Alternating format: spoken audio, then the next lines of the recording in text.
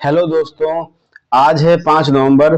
तो आज की क्लास में हम बात करेंगे 5 नवंबर से संबंधित महत्वपूर्ण करंट अफेयर्स के प्रश्नों पर, जिसमें पहला प्रश्न है कि हाल ही में कहाँ दुनिया के सबसे बड़े और 110 साल पुराने मगरमच्छ की मृत्यु हुई है।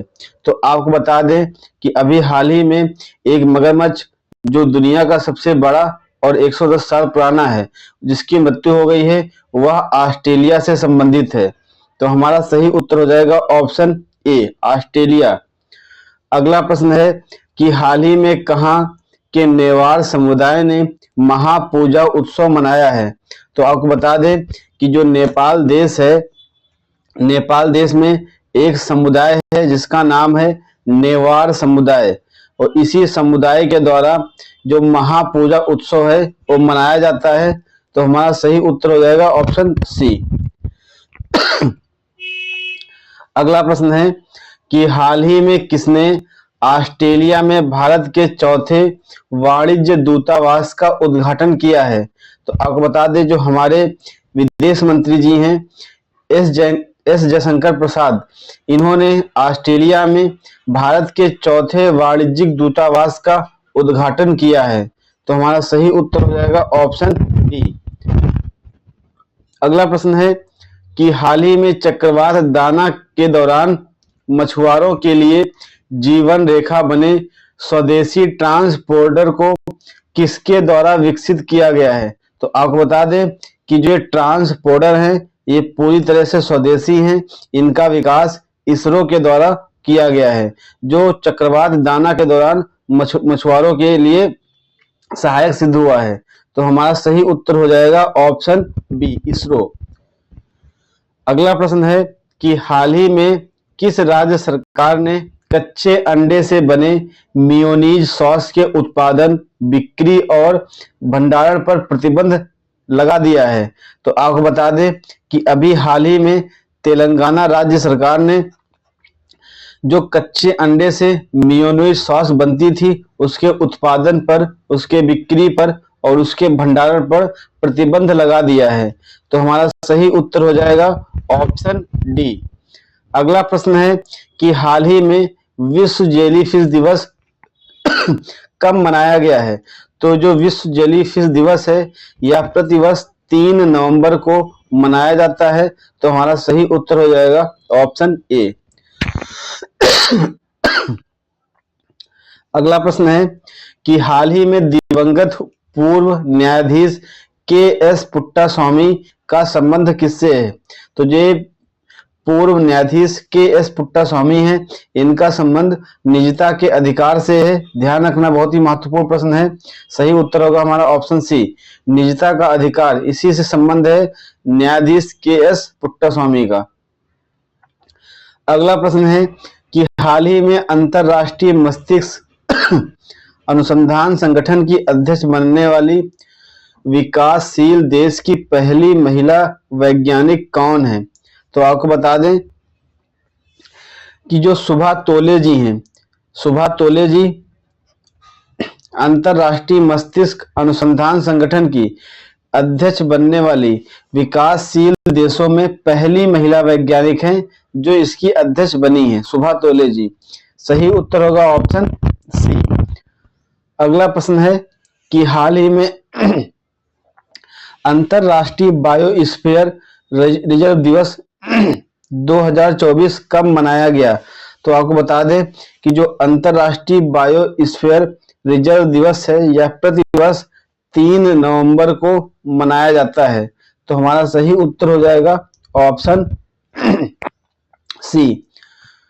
अगला प्रश्न है कि पहला एशियाई बौद्ध शिखर सम्मेलन कहाँ प्रारंभ होगा। तो आपको बता दें कि जो पहला एशियाई बौद्ध शिखर सम्मेलन है इसकी शुरुआत या इसका प्रारंभ नई दिल्ली में किया जाएगा। तो हमारा सही उत्तर हो जाएगा ऑप्शन डी, सॉरी सी। अगला प्रश्न है कि हाल ही में बाली पद्दामी उत्सव का आयोजन कहाँ किया गया। तो आपको बता दें कि जो बाली पद्दामी उत्सव है इसका आयोजन कर्नाटक में शुरू हुआ है। अगला प्रश्न है हाल ही में स्तनपात को जीवन का मौलिक अधिकार किसने घोषित किया है?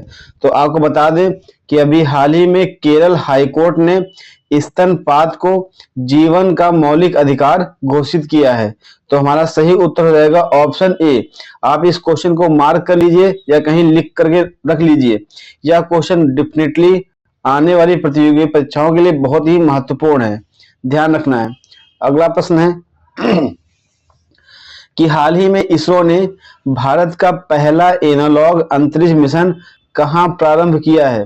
तो आपको बता दें कि जो पहला एनालॉग अंतरिक्ष मिशन है यह लद्दाख में शुरू किया गया है, ध्यान रखना है।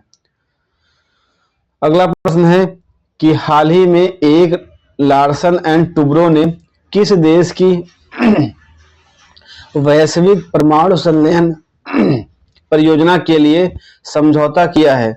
तो आपको बता दें कि अभी हाल ही में जो L&T यानी कि लार्सन एंड टुब्रो जो कंपनी है, इसने वैश्विक परमाणु संयंत्र परियोजना के लिए फ्रांस के साथ समझौता किया है। तो हमारा सही उत्तर हो जाएगा ऑप्शन ए। अगला प्रश्न है कि हाल ही में भारत और किस देश ने वर्ष 2026 को संस्कृति, पर्यटन और कृत्रिम बुद्धिमत्ता के वर्ष के रूप में मनाने की घोषणा की है?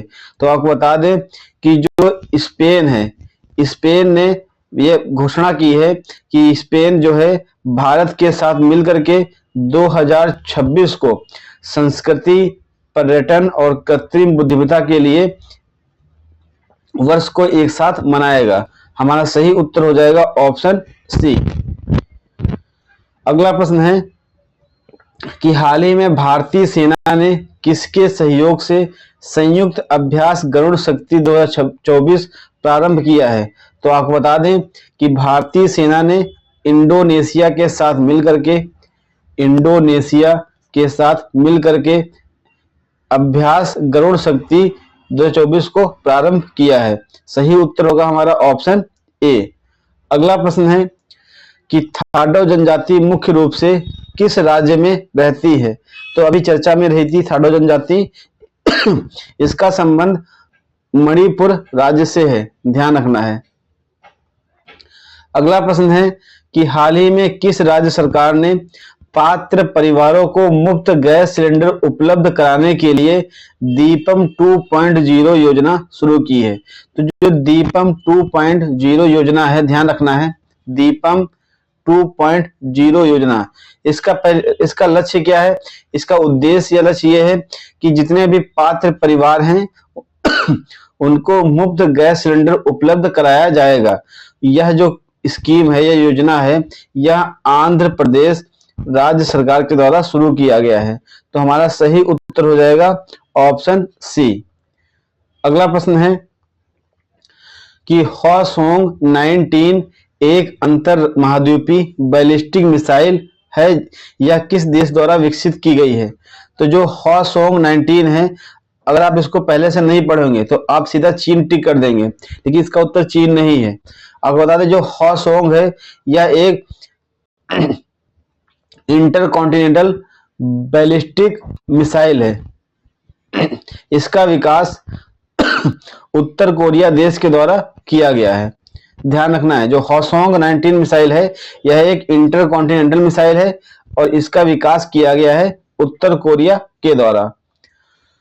अगला प्रश्न है कि हाल ही में चीन ने अपने अंतरिक्ष स्टेशन तिमांगोंग के लिए कौन सा मिशन भेजा है?